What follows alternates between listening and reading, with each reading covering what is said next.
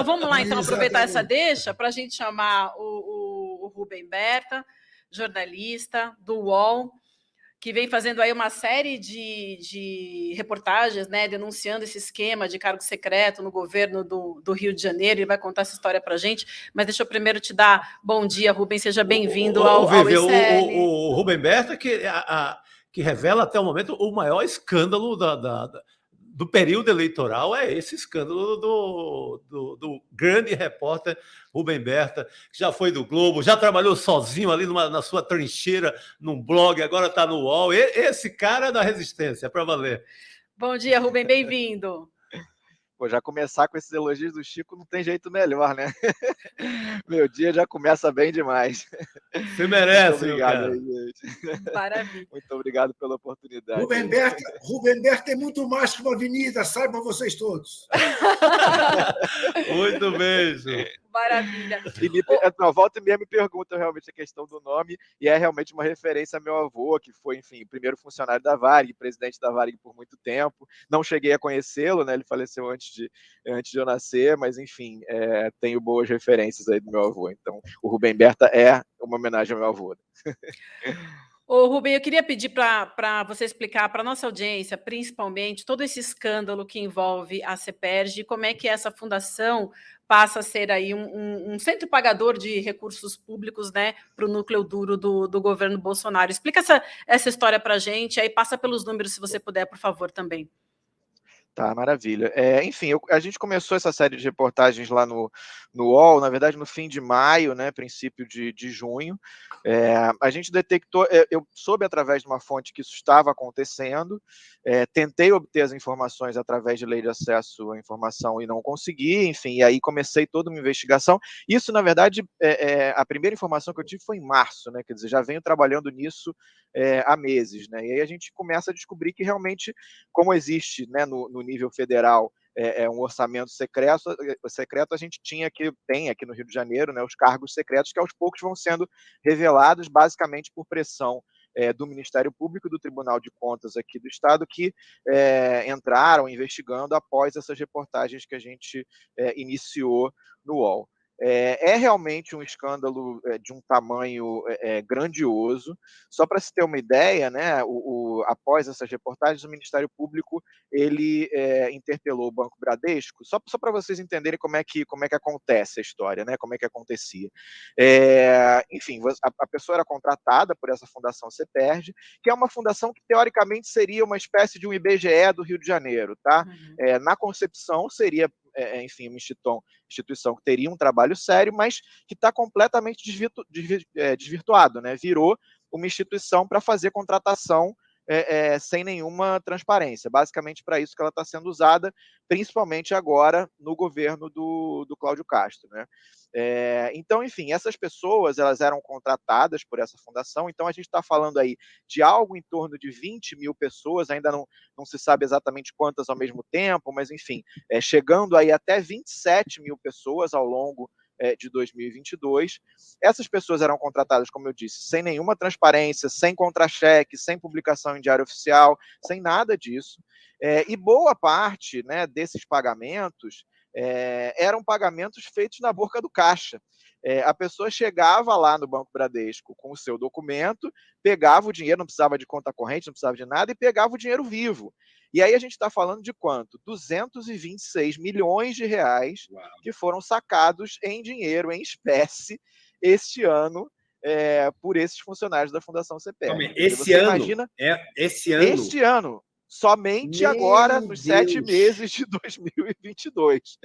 226 milhões de reais em espécie. É um volume absurdo de dinheiro vivo circulando. E aí a gente vem com denúncias de fantasmas, enfim. Agora, no domingo, eu publiquei uma reportagem no UOL que mostra, por exemplo, que um desses principais projetos é um projeto da área de esporte, né? Infelizmente, a gente vê essa ligação esporte-política aí não rendendo muito bem, né? E aí existe um projeto chamado Esporte Presente, dessa Fundação CEPERJ, em que basicamente eles montam núcleos para fazer atividades esportivas, enfim, e aí isso está sendo utilizado basicamente para cabos eleitorais atuarem. E aí o que eu descobri? De cerca de 2.100, 2.182 núcleos desse projeto, a própria Fundação CEPERJ constatou que 63% não tinham sequer um aluno matriculado. Quer dizer, olha o tamanho do absurdo, né? Quer dizer, quem é que está trabalhando nisso? Para que está trabalhando nisso? E esse volume inacreditável de dinheiro circulando. Então, realmente, infelizmente, a população aqui do Rio de Janeiro volta a conviver com o escândalo aí de proporções gigantescas, enfim, nesse governo atual. Você assistiu ao debate ontem do Rio? Sim. Você achou que foi explorado de maneira inteligente o escândalo, não? Por parte de quem faz oposição ao Cláudio Castro? Eu acho que ficou uma coisa um pouco, como eu disse até no Twitter, um pouco aleatória, né? Assim, eu acho que faltou ser mais incisivo, apesar de que, na primeira vez que o Cláudio Castro foi interpelado, ele soltou uma frase maravilhosa, né? Ele disse assim, Sim. olha, como é que existe funcionário fantasma se a pessoa vai sacar o dinheiro no banco? Olha, o fantasma ele saca dinheiro, ele só não trabalha, né, gente? Aliás, Berta, o fantasma só existe nessa hora. É só na hora do saque. Ele prova que é funcionário fantasma. Exatamente, falta um certo conhecimento sobre o mundo sobrenatural por parte do governador Cláudio Castro, né? Porque, enfim, realmente se há uma coisa que funciona. Eu acho que não, Berta. Eu acho que ele sabe muito bem, mas ele quis se fazer de desentendido, entendeu? Pois é. E quis passar um atestado de idiotice a todos nós, né? Exatamente. Uma pergunta, Juca e Rubem e Chico, todo mundo. O quanto a gente pode assegurar, né, que o governador tem proximidade ou sabia desse esquema e o quanto a gente não tem como afirmar, né? Porque é sempre uma dúvida que existe e eu já estou falando isso porque já vai ser para a gente estar um passo adiante do que o cara vai falar, porque a famosa resposta é eu não sabia de nada, né? Que é o que a gente sabe que sempre virá. Então essa é a pergunta, o quanto ele não tem como não saber de nada, dado o tamanho, a proporção desse negócio. Então, não bastasse a questão do tamanho, né, da proporção, que realmente deveria saber, né? A gente está falando, como eu disse anteriormente, 226 milhões de reais em espécie, não é pouco dinheiro. Mas uma das reportagens que eu fiz, enfim, eu venho, né, embrenhado nesse tema, como eu falei aí há cerca de 3 meses, e aí olhando, né, a gente vai pesquisando os documentos, né, e aí olhando uma das tabelas, existe esse projeto do esporte que eu citei, ele é o maior dos projetos, né, desse tipo de cargos secretos. Mas o segundo maior é um projeto chamado Casa do Trabalhador, que teoricamente seria uma implementação de núcleos, de polos para ajudar pessoas que estão desempregadas, enfim, que a gente também mostrou que, na verdade, vem sendo utilizado basicamente para contratação de cabos eleitorais, enfim. E aí, futucando esses documentos, eu cheguei numa planilha que especificava o orçamento necessário para que esse Casa do Trabalhador se desenvolvesse ao longo de 2022. Né? Eles estavam prevendo, agora o Ministério Público freou, mas eles estavam prevendo algo até o fim do ano só com o Casa do Trabalhador, só com esse projeto, em torno de 300 bilhões de reais para contratar cerca de 9 mil pessoas, só nesse projeto Casa do Trabalhador. E aí, curiosamente, a planilha que detalha esse orçamento estava escrito o nome governador. Olha que curioso. E foi uma planilha feita pela Secretaria de Trabalho. Aí a Secretaria de Trabalho diz que, na verdade, foi um erro, que o funcionário que fez aquilo não deveria ter escrito o nome governador, enfim. Mas no mínimo, curioso, né, que você tem uma planilha escrita com o nome nomeada, identificada com o nome governador, detalhando o orçamento necessário para um dos maiores desses projetos de cargos secretos do governo. De mais a mais, vamos pensar juntos, Edu. Ele teve essa chance. Quando surgiu a denúncia, ele dizia, não sei disso, vou investigar. Ele não fez. Quando ele vai a um debate e ele diz, não, mas como fantasma, as pessoas foram lá receber, ele está, de alguma maneira, chancelando, que ele não está horrorizado com a denúncia. Ele está tentando se livrar dela de uma maneira com naturalidade. Eu acho que ele já deixou as impressões digitais dele nesse escândalo. Este argumento, eu não sabia, ele não tem mais. O Pois é, Regis sabia você- até que ponto o índice de indignação que isso vai provocar na população do Rio de Janeiro, né? Não, não sei se a pesquisa já, pelo visto até agora não, porque o cara segue na ponta da tabela, lá, né? Líder da eleição, mas é escandaloso. Eu fiquei lembrando, Juca, de um caso aqui em São Paulo do Banezé, no caso do governo Quércia, que era nada em relação a esse. Esse agora, o Banezé pelo menos tinha uma repartição, o cara pingava lá vez por outra, ele aparecia, ele tinha um cargo técnico, ele tinha que fazer os relatórios, apresentar algum sinal que ele existia como funcionário. Nesse caso, parece que é contratação. Assim, me lembra muito a contratação de cabos eleitorais. Assim, você vai receber, não vai fazer nada, ou então, sei lá, vai cuidar do meu comitê lá no Cantagalo, sabe? Então, esse caso parece muito com contratação direta de cabo eleitoral, financiamento eleitoral mesmo da campanha. A gente tem bastante evidências nesse sentido mesmo, assim, a gente inclusive mostrou que pré-candidatos, né, a gente tem um secretário aqui de trabalho, que é o presidente estadual do Partido Podemos, né, que a gente já mostrou que vários pré-candidatos desse partido do secretário, eles controlavam, enfim, esses núcleos, né, essas casas do trabalhador, né, que a gente chama, enfim, então a gente realmente tem indícios muito fortes de utilização eleitoral. Tem também a figura do que chamam aqui no Rio de Janeiro, estão chamando do primeiro-ministro de Cláudio Castro, que é um deputado chamado Rodrigo Bacelar, que é lá de Campos dos Goytacazes. Esse deputado, coincidentemente, ele foi o relator do impeachment do processo do Wilson Witzel na Alerj. E aí se tornou uma espécie de um braço direito do Cláudio Castro, e o que se diz aqui também é que ele tem aí milhares de nomeações, enfim, a gente tem várias evidências apontando nesse sentido, né? Eu também, nesse fim de semana, só para completar, o nível, né, da coisa para a gente falar, não, mas de repente pode ser que não seja e tal. E aí eu descobri também numa planilha oficial da Fundação CEPERJ que eles identificaram o núcleo desse projeto esportivo que eu falei, né, esse projeto Esporte Presente, com o nome de um vereador. Tá lá, é oficial, não é escondido, não. Eles botaram lá na cidade de Casimiro de Abril, que quem frequenta lá esse núcleo de esporte, tá o nome do vereador da cidade, tá lá escancarado para todo mundo ver. É isso que eu ia te perguntar agora. Desculpa. Vai, Edu. Desculpa. De jeito nenhum. Você. Não, eu ia perguntar para ele quais são as outras pessoas envolvidas nesse escândalo, quais são os outros nomes que apareceram a partir dessas suas reportagens, enfim, e das investigações, que outros nomes você poderia apontar para a gente? Então, como eu disse, os nomes mais fortes, né, que a gente verificou realmente são o do deputado Rodrigo Bacelar, né, enfim, que seria realmente quem seria esse primeiro-ministro, né, agora do governo Cláudio Castro. Surgiram alguns outros nomes, o deputado Rodrigo Amorim, aquele famoso, né, que quebrou a placa da Marielle, enfim, também. Pois é. Esse que foi o deputado mais votado, inclusive o estadual mais votado nas eleições passadas, né?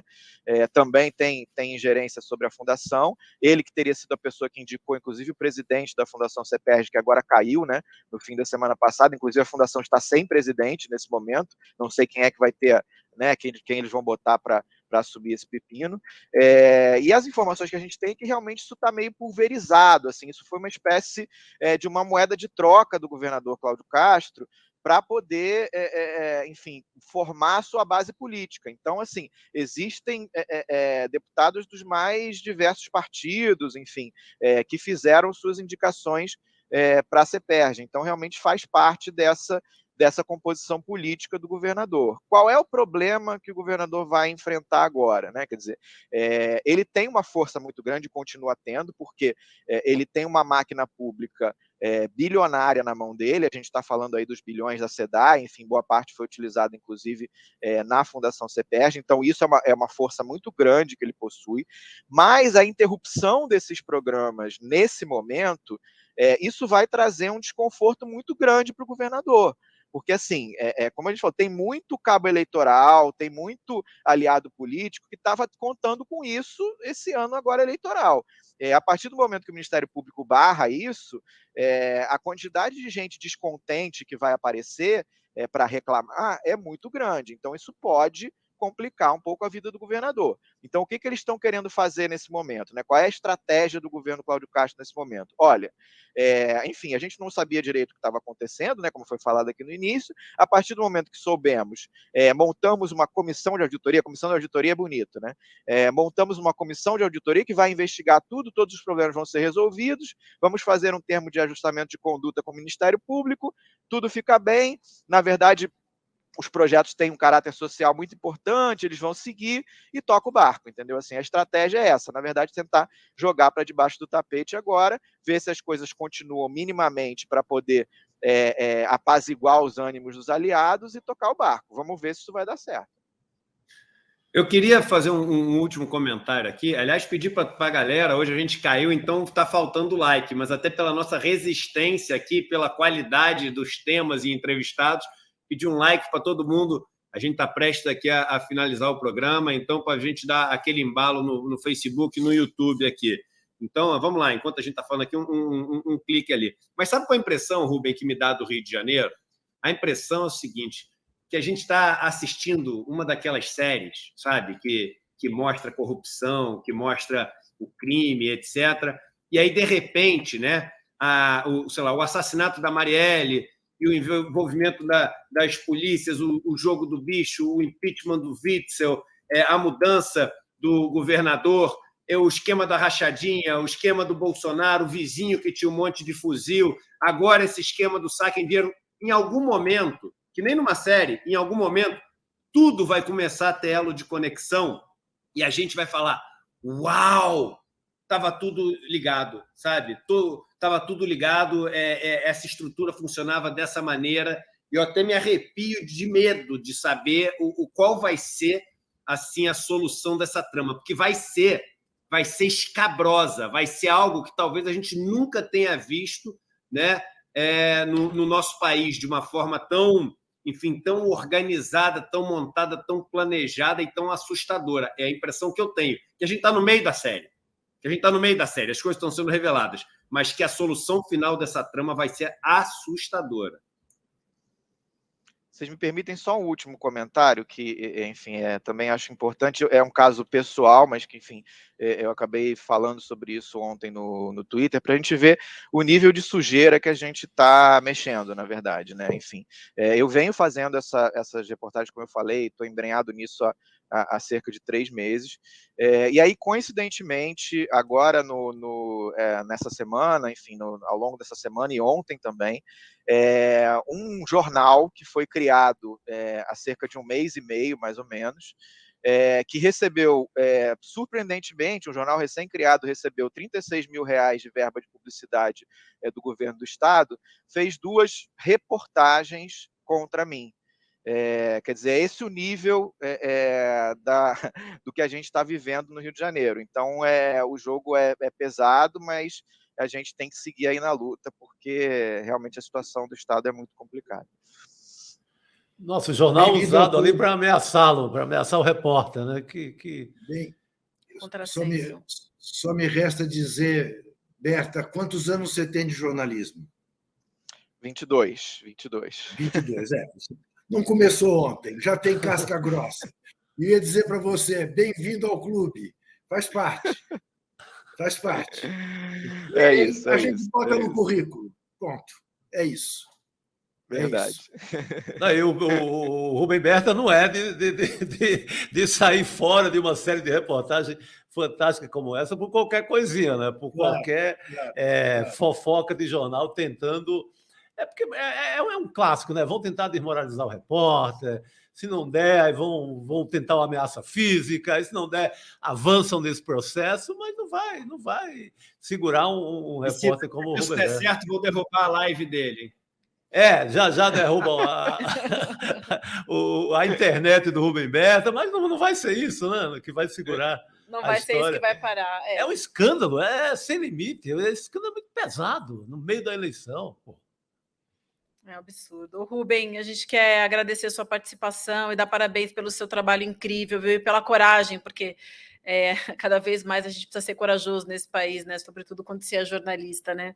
Parabéns e obrigada, viu? Quero agradecer também ao Juca. Um beijão para você, Juca. Quarta-feira a gente se fala. Edu, você vai seguir com a gente ou a gente se despede por aqui? Quarta-feira o Edu vai Vamos nos estar. despedir. Quarta-feira o Edu vai estar muito entristecido. Vai ter passado a madrugada consolando o filho dele, porque o Corinthians vai chegar no Maracanã e vai virar o 2-0 que está perdendo e vai eliminar o Flamengo da Libertadores. Imagine vocês que situação. Nossa Senhora. Eu adorei, mas como eu gostei desse comentário. Sabe por quê? Porque, assim, eu não tenho ainda intimidade. Eu tenho um relacionamento maravilhoso. Eu amo de paixão o Juca, mas eu ainda não tenho intimidade para chegar, por exemplo, num dia que o Flamengo tratorou o Corinthians e fazer alguma gracinha. Eu não tenho essa intimidade. Mas esse comentário do Juca me deu a liberdade e a autorização para, na quarta-feira, poder ter a liberdade poética de um comentário qualquer. Adorei. Eu agradeço o presente. Você vê como eu sou uma pessoa, além de estar preocupada sempre em ser justa, sou uma pessoa generosa. Te abri essa porta, entendeu? Levantei a bola para você cortar. Entendeu? Maravilhoso. Tá vendo, Rubem, como é que é a minha situação? Eu venho até de branco quarta-feira para ficar bem neutra no meio disso. Olha, eu sou rubro-negro, então realmente, enfim, né? Vamos te convidar então quarta-feira. Nosso problema é com Curitiba hoje. Santos e Curitiba. Vamos, peixe. É verdade. A gente vai tocando por aqui, então. Um beijo, obrigada para vocês e bom dia para os três. Boa, Berta, parabéns. Parabéns, cara. Um abraço. Valeu.